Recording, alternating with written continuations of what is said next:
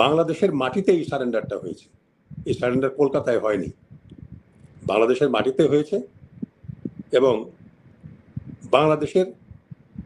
বাংলাদেশের সরকারের কাছে, বাংলাদেশের ফোর্সেসের কাছে, মিত্র বাহিনীর কাছে তারা আত্মসমর্পণ করেছে, ভারতের কাছে নয়।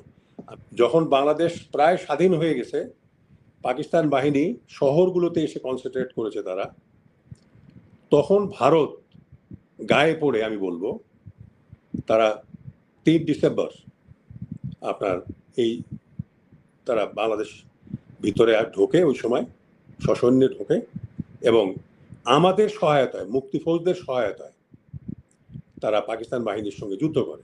এটা সত্য, এই ইতিহাস সত্য। এই দিনে আমরা আমাদের দেশকে শত্রু মুক্ত করেছিলাম। এই কথাটা আমি পৃথিবীর সবাইকে জানাতে চাই যারা আমাদের বক্তব্য শুনছেন। আমরা করেছিলাম, আমরা শত্রু মুক্ত করেছিলাম। এবং ভারত আমাদেরকে সহায়তা করেছিল মিত্র বাহিনীর অংশ হিসেবে, তাও সেটা তারা সরাসরি জড়িত হয় 13 দিনের জন্য, 3 ডিসেম্বর থেকে 16 ডিসেম্বর পর্যন্ত। আমি আজকের এই দিনে আমার কৃতজ্ঞতা প্রকাশ করি লক্ষ লক্ষ মানুষ যারা বাংলাদেশের জন্য প্রাণ দিয়েছেন, কষ্ট করেছেন এই দেশের স্বাধীনতার জন্য। আমি কৃতজ্ঞতা জানাই আমার মা বোনদের কাছে, যারা সরাসরি নির্যাতিত হয়েছেন পাকিস্তান হানাদার বাহিনীর দ্বারা, এবং যারা কষ্ট করেছেন মুক্তিযুদ্ধকে জিয়ে রাখবার জন্য, তাদের অবদান রেখেছেন এই দেশকে স্বাধীন করবার জন্য। আমি ধন্যবাদ জানাই আমাদের অগণিত শ্রোতা যারা আজকের এই বিশেষ দিনে আমাদের বক্তব্য শুনছেন। একটা বিষয় আমাদের মনে রাখতে হবে, সেটা হলো এ দেশ আমরা স্বাধীন করেছি।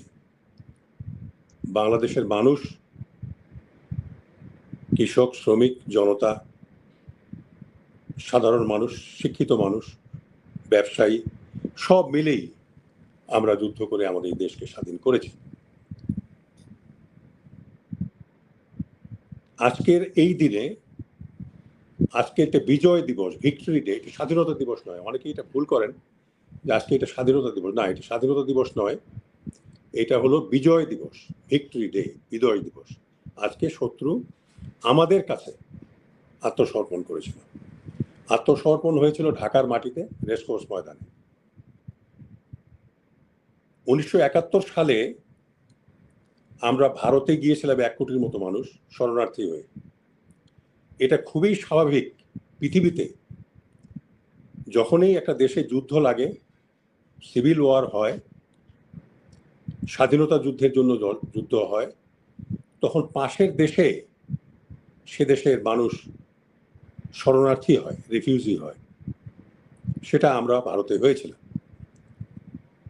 এবং ভারতের মাটিতেই আমাদের মুক্তিযুদ্ধকে আমরা যদিও বাংলাদেশে অর্গানাইজ করি প্রথম, সেটা হলো 4 এপ্রিল 1971 তেলিয়াপাড়া সেই টি গার্ডেনে বেঙ্গল রেজিমেন্টের অফিসাররা, জেনারেল ওসমানী সহ, জেনারেল জিয়াউর রহমান, শফিউল্লাহ, খালেদ মোশাররফ, আরও যারা ছিলেন ওই সময় বেঙ্গল রেজিমেন্টের অফিসার, যারা বিদ্রোহ করেছিলেন, তারা সেখানে সমবেত হয়ে একটা প্রবাসী সরকার গঠনের প্রথম প্রস্তাব আনেন এবং 10 তারিখে সেই ঘোষণাপত্র তারা তৈরি করেন, যারই ফলশ্রুতিতে 17 এপ্রিল বৈদ্যনাথ তলা, যেটা এখন মুজিবনগর নামে পরিচিত, সেখানে এই সরকার গঠিত হয়। এটা ইতিহাস, এটা সারা পৃথিবী জানে। কাজেই ব্যক্তি নরেন্দ্র মোদী কি বললেন সেটা বড় কথা নয়। ভারত আমাদের মুক্তিযুদ্ধের যে ইনস্ট্রুমেন্ট অফ সারেন্ডার ডকুমেন্ট, যেটা অরিজিনাল, সেটাকে পর্যন্ত এখান থেকে নিয়ে গেছে। জেনারেল জ্যাকব সেটা নিয়ে যান এবং তার রেপ্লিকাটা আমাদের এখানে আছে। আমি আপনার মাধ্যমে এবং আমাদের বিজ্ঞ আলোচক যে দুজন আছেন তাদের মাধ্যমে আমি সরকারের কাছে প্রস্তাব রাখতে চাই। এর আগেও আমি বলেছি যে আমাদের রেপ্লিকা ইনস্ট্রুমেন্ট অফ সারেন্ডারের যে ডকুমেন্টটা আছে এটাকে ক্যাবিনেটে অরিজিনাল ডকুমেন্ট হিসেবে ঘোষণা দেওয়ার জন্য দিয়ে এটাকে ইতিহাসের অংশ করা, যাতে ভারতের যে আমাদের যে ডকুমেন্ট তারা নিয়ে গেছে এটা মূল্যহীন হয়ে যায়। এই বিষয়টা আবার মনে হয় নরেন্দ্র মোদীর এই পোস্ট দেওয়ার পরে খুব জরুরি হয়ে পড়েছে বলে আমি মনে করি।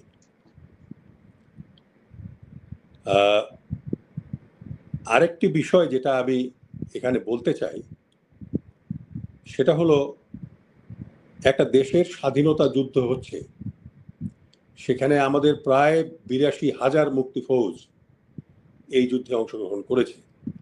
আমি নিজেই কাটলা মুক্তিফৌজ ক্যাম্প এস্টাবলিশ করে প্রায় ৬,৮০০ মতো মুক্তিফৌজ আমি প্রশিক্ষণ দিয়েছি আমার ক্যাম্পে। অন্য অন্য ক্যাম্প যেগুলো ছিল সেখানেও প্রশিক্ষণ দেওয়া হয়েছে। আমাদের আর্মি বেঙ্গল রেজিমেন্ট তারা প্রশিক্ষণ দিয়েছে। দেওয়ার পরে এই মুক্তিযুদ্ধ আমরা করেছি ৯ মাস। ভারত সহায়তা দিয়েছে আমাদেরকে যুদ্ধে, তারা অংশগ্রহণ করেনি। যখন বাংলাদেশ প্রায় স্বাধীন হয়ে গেছে, পাকিস্তান বাহিনী শহরগুলোতে এসে কনসেন্ট্রেট করেছে তারা, তখন ভারত গায়ে পড়ে আমি বলবো তারা ৩ ডিসেম্বর আপনার তারা বাংলাদেশ ভিতরে ঢোকে, ওই সময় সসৈন্যে ঢোকে এবং আমাদের সহায়তায়, মুক্তিফৌজদের সহায়তায় তারা পাকিস্তান বাহিনীর সঙ্গে যুদ্ধ করে। এটা সত্য, এই ইতিহাস সত্য। কিন্তু তারা এককভাবে যুদ্ধ করেনি, এইটা ঐতিহাসিক সত্য। বাংলাদেশ এবং ভারত মিলে ২১শে নভেম্বর ১৯৭১ মুক্তিযুদ্ধের সময় ভারতে মিত্র বাহিনী গঠিত হয়, জয়েন্ট ফোর্স, এবং সেই জয়েন্ট ফোর্সের কমান্ডার নিযুক্ত হন ভারতের যে ইস্টার্ন কমান্ড আছে কলকাতায়, যেটা হেডকোয়ার্টার, তার যে GOC in C Jagdish Singh Arora, lieutenant general, তাকে করা হয়। এটা খুবই স্বাভাবিক, একটা বড় দেশ, সেখানে আমরা আশ্রয় নিয়েছি। আমাদের বাহিনী ওই সময় ছিল ৩০,০০০-এর মতো এবং মুক্তিযোদ্ধা প্রায় ৮২,০০০।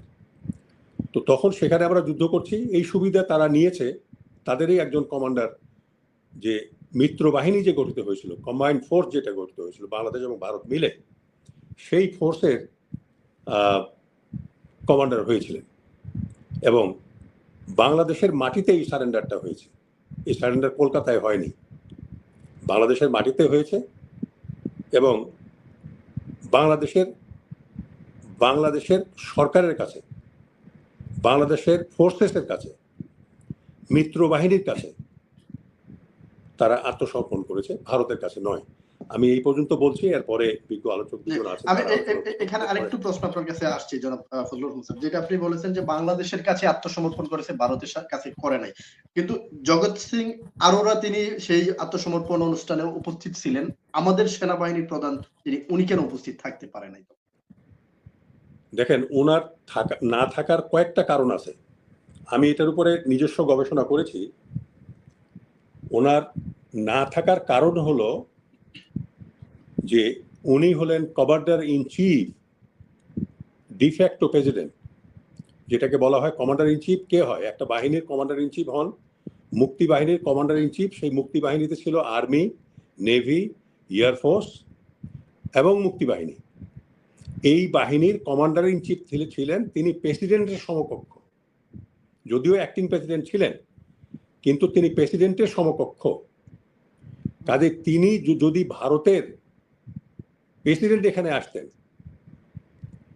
কিংবা ভারতের সেনাবাহিনী প্রধান ফিল্ড মার্শাল ম্যানেকশ যদি আসতেন, তাহলে তার আশাটা সহনীয় হতো। এটাই হলো আমাদের শক্তি,